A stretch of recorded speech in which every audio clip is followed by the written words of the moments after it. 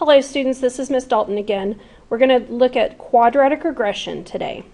So let's get started. Okay, so let's remember that anytime you're doing regression, you can use the stat button on your calculator to input values. And then you're going to use the stat, calculate, and then because we're trying to find the equation of a quadratic, you're going to use quadratic regression as opposed to linear regression like we have in the past. Okay, so let's look at an example. The table below shows the height of a column of water as it drains from its container. Model the data with a quadratic function. Graph the data and the function, and then use the model to estimate the water level at 3.5 seconds. Okay, so the first thing that I'm going to do is I'm going to go ahead and draw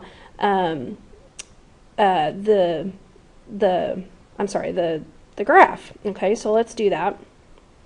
Alright, so I'm going to go ahead and draw, because it's not going to have any negative numbers, the elapsed time, of course, is not going to be negative, and the water level is not going to be negative, then we're going to draw just the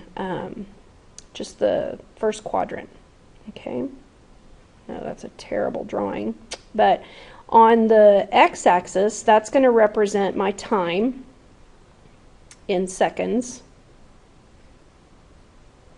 And then the y-axis is the water level. And we're going to do that in mLs. Okay, so just draw a quick sketch. At 0 seconds, it's 120 millimeters. So you want to keep in mind that these are some pretty big numbers. So I'm going to go by 20s, I think.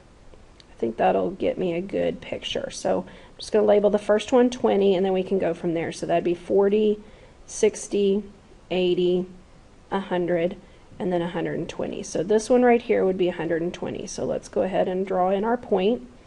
And then at 10 seconds, so let's go by tens because that's what it's going by in the table. So this first slash mark is going to be 10. So at 10 seconds, it's at 100, which would be just right, the line just right below 120. And then at 20 seconds, it's at 83, so just a little bit lower than 100. And then 30 seconds, it's at 66. So let's see, 20, 40, 66 would be approximately right here. It doesn't have to be perfect, just, you know, do the best you can. 10, 20, 30, then this would be 40 seconds, which is at 50. So 20, 40, 50 would be about right here. And then 50 seconds would be at 37, so a little bit below the 40. And then 60 seconds is going to be at 28, so just a little bit below. Alright, now if you just graph this data, of course this is just a rough sketch of the data. It kind of looks like a line, it really does, but because it tells you that it is a quadratic function, it's going to be a curve, but you're going to have, we're just going to try and get the best we can. And remember, it's going to curve down there at the bottom like that. Okay. Let's go ahead and put these numbers into our calculator. So if you don't have a calculator at home, that's fine. Just follow along with what I'm doing right here. So I'm going to try and get the calculator on the screen so that you can see it. Okay. What you're going to do is, remember, you want to go to the stat. So you're going to click stat, and then it's going to pull up edit.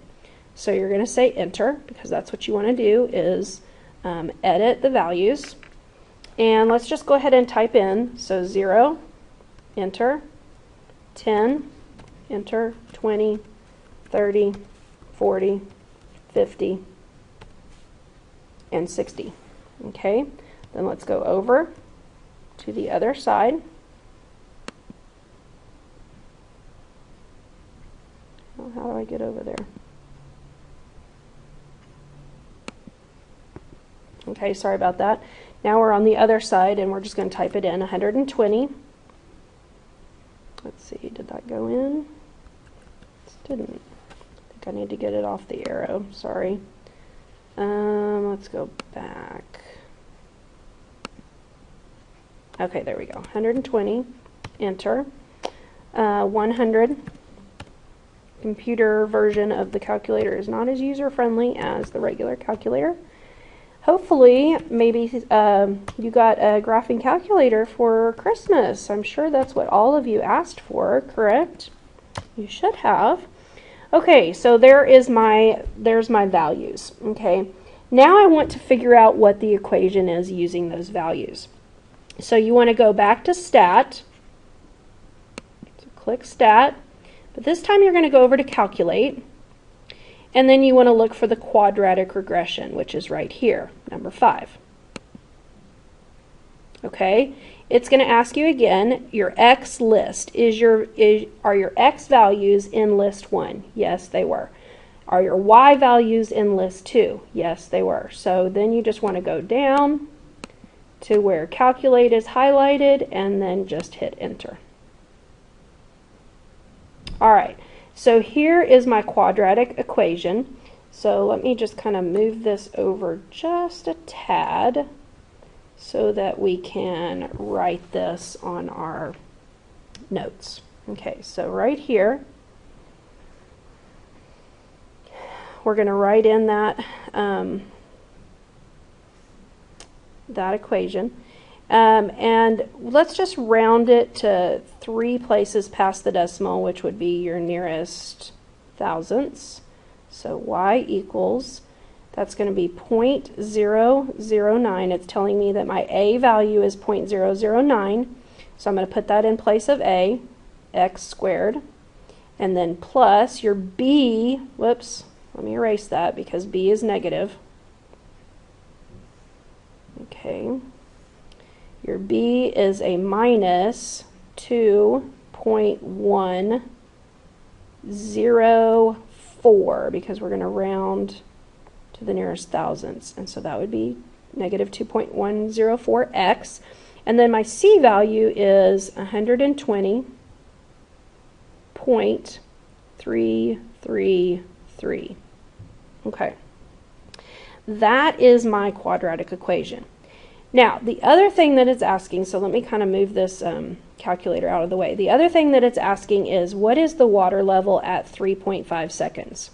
So again, what is your seconds? Well, your seconds is your elapsed time, which is your x value. So basically what you're going to do is you're going to take this equation and you're going to plug in the 3.5 seconds. Now, you always want to double check and make sure that the units are correct. And they are. My units are in seconds, so I don't have to convert that to seconds or anything. It's already there.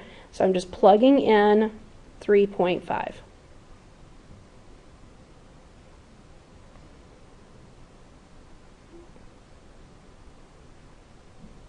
Okay. Now let's go ahead and use our calculator to figure out what that is. So I'm going to pause the video and I'm going to type it in on the calculator. Okay, here it is typed in on the calculator. The great thing about your graphing calculator is you can type it in exactly as you have written it right here, and then just press enter and it'll give you the answer. So at 3.5 seconds, the water level is at 113.08. We're going to round it to the nearest hundredth. So my y value is equal to 113.08. And then you always want to put your units. My units are in millimeters, so my water level is at 113.08 millimeters. Okay, the next part of this question is it says, use the quadratic model to estimate the water level at 25 seconds. So I've written the equation right here so that we can see it better. And it's asking me at 25 seconds. So just like the previous problem, 25 seconds is your x value, and it is in seconds like it's supposed to be. So let's just go ahead and plug it in. So y equals 0.009. You guys can do this. 25 squared minus 2.104 times 25 plus 120.333. Now, let me give you a little hint. Anytime you have a problem and it's asking you for the water level, for example, on this problem, the water level at different times. Okay, here's another one. It's asking 3 minutes. What you could do is, and think about this for a second, you've got your equation, So what if we just typed that equation into y equals and then went to 25 on our table to figure out what that is? That's something that we could do. Okay, but let's just go ahead and do it this way, and on the next one I'll show you how to do that. So go ahead and type that in on your calculator. Let's see what we get. So I'm going to pause the video and you do it too. Alright, so after I typed it into my calculator, I got that the water level was at 73.473 millimeters, and that is your answer. Now notice I rounded this one to the thousandths. I will tell you how far I want you to round it, so don't worry about that. Alright, on this next problem, use the quadratic model to estimate the water level at 3 minutes. Okay, keep in mind that our x value was in seconds, so we need to convert this to seconds. So what's 3 minutes in seconds? Well, there's 60 seconds in a minute, so 3 times 60.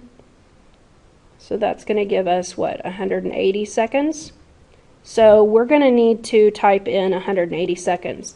Okay, I'm going to show you using the calculator how to do this by just typing in the equation. Okay, so let's look at our calculator again. And I know you can't see the whole thing, but at least you can see the screen. Let's go to y equals. Okay, and I'm just going to type that in. So 0.009 x squared minus 2.104 x, and then plus 120.333. All right, now I'm just going to go to my table. So second table, or second graph. All right, here's my table. Now, I don't know if I really want to scroll all the way down to 180 seconds right here. So you have this thing on your calculator called table set. Let's go there. Second table set. So second window. We want, because I don't want to scroll all the way to 180, how about if we start the table at 180? Because then it'll show up right away. Okay, I won't have to scroll. So now let's go back to our table. Actually, I think I need to, before I do that, let's go ahead and enter it. Okay, and then now let's go back to our table. So second table, and what's going to happen is that 180 is going to start there at the very beginning. So you'll real quickly get to see what the water level is. It's going to be 33.213. All right, so let's write that down. So my water level, y, is equal to 33.213.